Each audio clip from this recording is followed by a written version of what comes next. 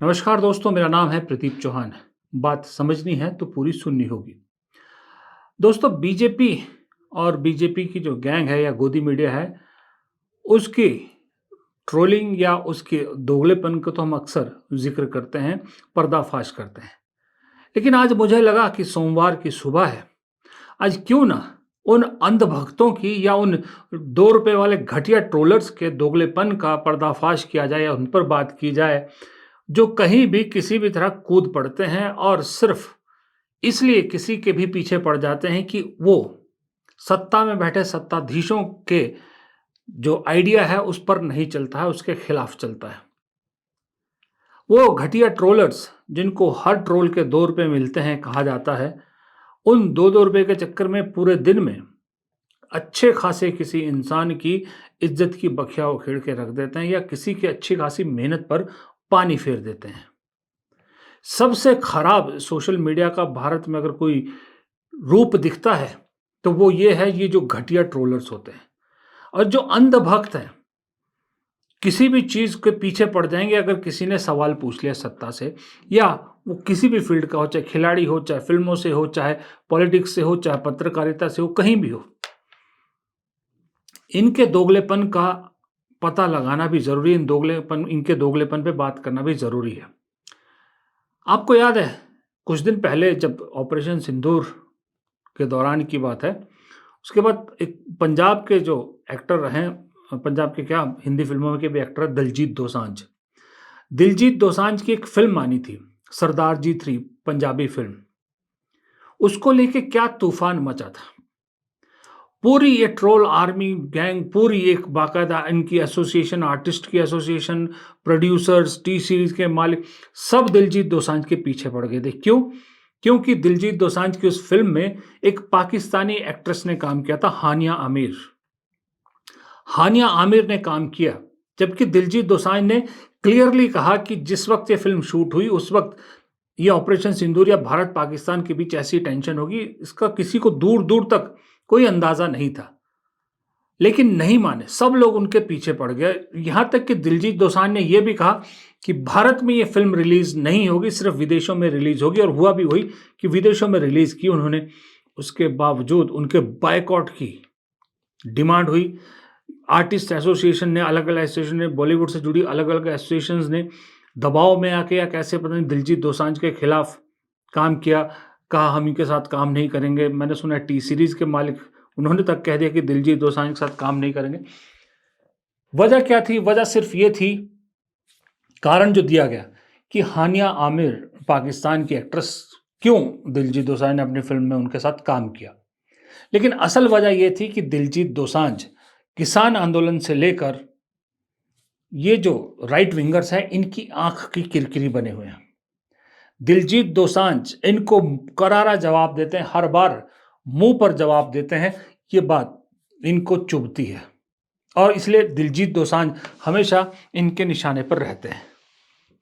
उसी दौरान एक और फ़िल्म का ट्रेलर रिलीज़ हुआ था, करण जौहर की फ़िल्म, जो 9 मई को रिलीज़ होनी थी, लेकिन अब उस फ़िल्म का क्या हुआ किसी को नहीं मालूम। उस फ़िल्म का नाम था शायद आबिर गुलाल। करण जौहर को अपना ट्रेलर तक सोशल मीडिया प्लेटफ़ॉर्म से वापस लेना पड़ा, क्योंकि उस फ़िल्म में पाकिस्तानी एक्ट्रेस फवाद खान काम कर रहे थे। फवाद खान उसके हीरो थे और करण जौहर को दिलजीत दोसांझ की फ़िल्म को लेकर जो बवाल मचा वो समझ गए थे, उन्होंने ट्रेलर तक अपना वापस ले लिया और ये फ़िल्म अब कहाँ है किसी को नहीं मालूम, रिलीज़ होगी या नहीं होगी नहीं मालूम। क्योंकि जो इस देश के सो कॉल्ड राष्ट्रवादी लोग हैं, उनका कहना है पाकिस्तान के एक्टर्स अगर आपने अपनी फ़िल्मों में लिया, उनका भारत में कोई जगह नहीं है। लेकिन गृह मंत्री अमित शाह का बेटा जय शाह पाकिस्तान के साथ क्रिकेट मैच भारत की टीम का खिलवा सकता है, तब इनका देश प्रेम कहीं साइड हो जाता है। और अगर कहीं दबी कुचली सी आवाज़ उठाते भी हैं, तो वहाँ चेहरा किसका दिखाते हैं मालूम है? वहाँ चेहरा दिखाते हैं राजीव शुक्ला का, क्योंकि राजीव शुक्ला बीसीसीआई के अध्यक्ष हैं और वो कांग्रेस के नेता हैं। जय शाह का या अमित शाह का चेहरा नहीं दिखता वहाँ, मोदी का चेहरा नहीं दिखता।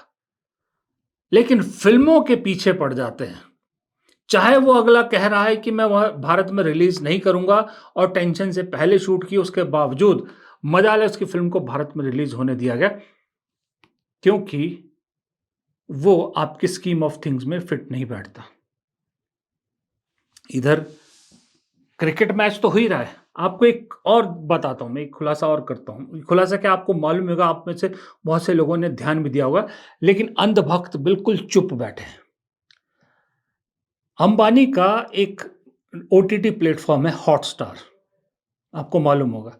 हॉटस्टार प्लेटफ़ॉर्म है, उस पर एक सीरीज़ आई है ट्रायल 2, ट्रायल 1 भी आई थी और ट्रायल 2 अब रिलीज़ हुई है। इसकी मुख्य किरदार काजोल है और उसमें एक बहुत अहम रोल में एक एक्टर हैं, जिनका नाम है अली खान, ये आपकी स्क्रीन पे है। आपको मालूम है ये अली खान ब्रिटिश पाकिस्तानी एक्टर है, पाकिस्तान के हैं।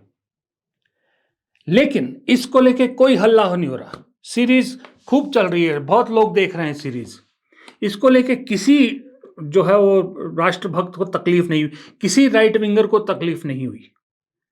दिलजीत दोसांझ करण जौहर की फिल्म नहीं रिलीज हो सकती, पाकिस्तानी एक्टर है, लेकिन काजोल की सीरीज रिलीज हो सकती है, उसमें भी पाकिस्तानी एक्टर है और बड़े इंपॉर्टेंट, कोई छोटा मोटा रोल नहीं, बहुत इंपॉर्टेंट रोल में है। ये दोगलापन क्यों भाई? क्या सिर्फ इसलिए कि जो इनके पति हैं काजोल के, अजय देवगन, वो मोदी जी के भक्त हैं, उनके जन्मदिन पर काफी लंबा चौड़ा मैसेज देते हैं? जो काजोल हमेशा पूरी जिंदगी उनकी कोई फिल्म देख लीजिए आप, उनके जब नाम आता है तो काजोल लिखा आता है। इस सीरीज को आप देखोगे तो इस सीरीज में उन्होंने नाम लिखा है काजोल देवगन। शादी को तो 24-25 साल हो गए, अब तक अपने पति का नाम नहीं लिखा था, इस सीरीज में लिखा है। मैं ये नहीं कह रहा कि उन्होंने गलत किया, ठीक है, उनकी मर्जी है, जो मर्जी लिखे, लेकिन इस सीरीज में अजय देवगन का नाम अपने साथ जोड़ा, देवगन लिख रही काजोल देवगन, सिर्फ इसलिए कि एक शील्ड चाहिए थी, अजय देवगन के नाम की शील्ड चाहिए थी। वो अजय देवगन जो मैंने कहा अक्सर मोदी जी की जो है और उनके एजेंडे को बढ़ाने में अक्षय कुमार के बाद दूसरे नंबर पे अगर कोई एक्टर है तो वो अजय देवगन है, बड़ा एक्टर है। लेकिन अजब बात है कि जब उस शख्स को मदद चाहिए होती है तो तेलंगाना में कांग्रेस के मुख्यमंत्री से मदद मांगता है कि हमें एक फिल्म कुछ सेटअप करना, फिल्म से रिलेटेड, फिल्म सिटी सेटअप करनी। भक्ति मोदी जी की करते, उसी अजय देवगन का देवगन शील्ड लेकर काजोल देवगन लिखा जाता है और उसके आड़ में सीरीज रिलीज हो जाती है, लोग देख भी रहे हैं और कोई बात नहीं करता कि भाई इसके अंदर ये पाकिस्तानी एक्टर कैसे है, और अगर पाकिस्तानी एक्टर है तो ये भारत में रिलीज कैसे हो सकती है। ये इन अंधभक्तों का, इन ट्रोलर्स का दोगलापन है, दोहरा चेहरा है। अगर काजोल की जगह, मैं पूरा विश्वास है मुझे, अगर काजोल की जगह कोई और हीरोइन होती, तापसी पन्नू होती या कोई भी और होती, मजाल है ये सीरीज रिलीज हो पाती, मजाल है इस सीरीज पर कोई हंगामा ना होता, क्योंकि इसमें काजोल देवगन है, अजय देवगन की पत्नी। इसलिए अंधभक्त चुप खामोश बैठे हैं और सीरीज चल रही है, चाहे पाकिस्तानी एक्टर उसमें इंपॉर्टेंट रोल में भी हैं, कोई दिक्कत नहीं है। इनके दोगलेपन ने, इनके दोहरे चरित्र ने किसी फील्ड को नहीं छोड़ा। वो जो अजय, उसके दिलजीत दोसांझ और करण जौहर की फिल्म को लेकर बातें कर रहे थे ना बड़ी बड़ी, कि उनके दिल पर क्या गुजरती होगी जिनके अपने पहलगाम में शिकार हुए। अब जब भारत के साथ पाकिस्तान मैच खेलता है या पाकिस्तान भारत मैच खेल रहा है, तब उनका दिल नहीं दुख रहा होगा। ये सीरीज दिखती है और नाम अली खान पाकिस्तानी एक्टर लिखा आता है, तब दिल नहीं दुख रहा होगा उनका, तब आपका राष्ट्रवाद नहीं जग रहा होगा। लेकिन नहीं, उसके लिए क्या फॉर्मेलिटी कराई जाती है कि भाई क्रिकेट का कप्तान हमारा हाथ नहीं मिलाएगा हम उनके कप्तानों से। अरे हाथ नहीं मिलाने से कोई फर्क पड़ रहा है? हाथ क्या, गले मिलो, किसको फर्क पड़ रहा है? ऐसी बचकानी हरकतें करते हैं। फिर मैं लेकिन एक बात बार-बार दोहराता हूँ कि मुझे नहीं मालूम ये फ़िल्मों को लेके अंधभक्तों में ऑब्सेशन क्यों है? और अंधभक्त मेकर्स या अंधभक्त एक्टर्स में क्यों इतना ऑब्सेशन है? क्यों अपनी लुटिया खुद डुबोने पे लगे हुए हैं? अब प्रोपेगेंडा फ़िल्मों का हाल देख ही रहे हैं, एक और प्रोपेगेंडा फ़िल्म भाई साहब आई। इस बार मोदी जी पे नहीं, इस बार योगी आदित्यनाथ पे आई। पहले तो तंग किया गया। मोदी जी के जो central board of film certification है, जिसको सेंसर बोर्ड कहा जाता है, तंग किया जी योगी आदित्यनाथ की फ़िल्म के प्रोड्यूसर को कि भई ये नो एनओसी लाओ, वो एनओसी लाओ। अल्टीमेटली रिलीज़ हुई, तो बॉक्स ऑफिस पर पानी नहीं माँग रही फ़िल्म। सुना है 20 करोड़ में बनने वाली फ़िल्म 20 लाख भी नहीं कमा पाई, वो भी वीकेंड पे। ये सब हाल हो रहा है फ़िल्मों का, हर फ़िल्मों का ये हाल हो रहा है, उसके बावजूद ना तो ये ट्रोलर सुधरते हैं, ना ये अंधभक्त सुधर रहे हैं, ना ये अंधे प्रोड्यूसर डायरेक्टर सुधर रहे हैं, ना ये अंधभक्त एक्टर सुधर रहे हैं। और लोगों को, देखने वालों को बेवकूफ़ समझा जाता है या फिर उन्हें बेवकूफ़ बनाने की कोशिश की जाती है। अल्टीमेटली जबकि आंसर इसका ये है कि बेवकूफ़ वो खुद हैं जो इस देश की जनता को बेवकूफ़ समझने की गलती कर रहे हैं। फिलहाल इस छोटे से वीडियो में इतना ही। वीडियो पसंद आया तो लाइक कीजिएगा, शेयर कीजिएगा, कमेंट बॉक्स में अपनी राय ज़रूर दीजिएगा और चैनल को सब्सक्राइब करना मत भूलिएगा। नमस्कार।